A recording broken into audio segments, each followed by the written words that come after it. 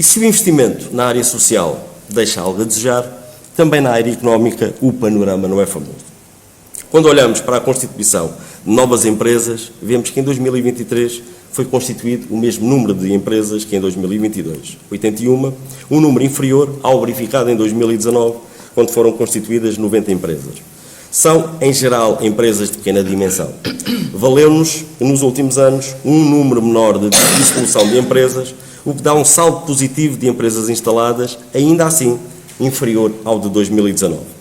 Depois da grande queda de 2020, na ordem dos 50%, por motivos que todos nós conhecemos, devido à pandemia, as exportações do concelho têm vindo a recuperar, mas ainda estão 15% abaixo do valor alcançado em 2019. Acresce que não se ouve falar de novos projetos exportadores em Abrantes e deixou de se ouvir falar, inclusivamente, de outros dados como certos ou muito prováveis, por exemplo, para a freguesia do Pé. Obviamente que esta fraca criação de empresas e capacidade de exportação teria de se refletir na criação de emprego e quando olhamos para o número de desempregados inscritos, constatamos que Abrantes continua a ter, de longe, o maior número de desempregados entre os 11 municípios do Médio Tejo e já assim acontecia quando o Médio Tejo tinha 13 municípios, representando no mês passado 22,4% dos desempregados totais do Médio Tejo.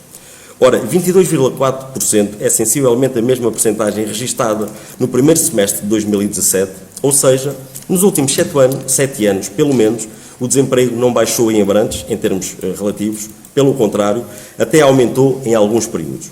Por outro lado, o poder de compra dos abrantinos tem vindo a cair desde 2015, o que naturalmente se reflete na qualidade da vida básica dos cidadãos, a que acrescem outros fatores, como a falta de notoriedade e de capacidade de atração de Abrantes, a desertificação do centro histórico, a rejeição popular do atual mercado municipal, a degradação do edifício histórico do mercado e outro património histórico, a precariedade dos transportes públicos, a falta de médicos de família, a inexistência de uma sala de cinema e espetáculos, a falta de mais cursos superiores e residências para estudantes, entre muitos outros fatores.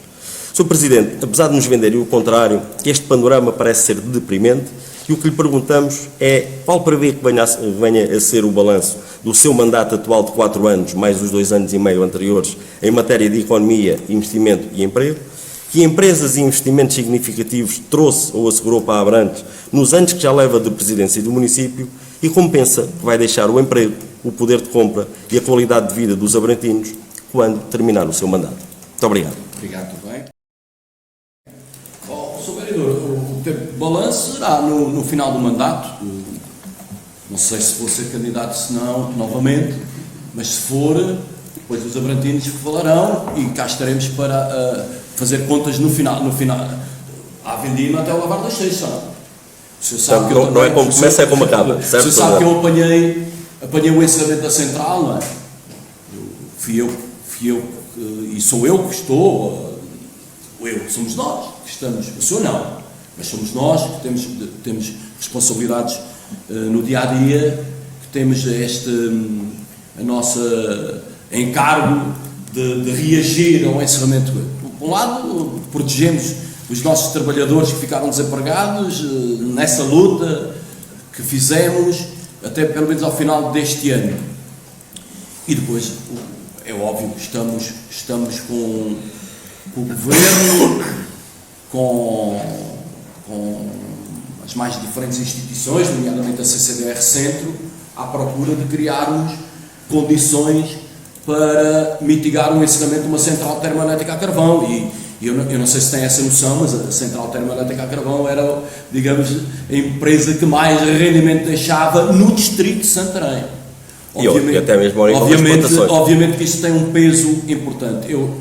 Esperamos nós, alguns projetos já estão a avançar, há um projeto, um grande investimento, como o senhor já ouviu falar, que eu acho que está desvalorizado, de 600 milhões de euros em Abrantes.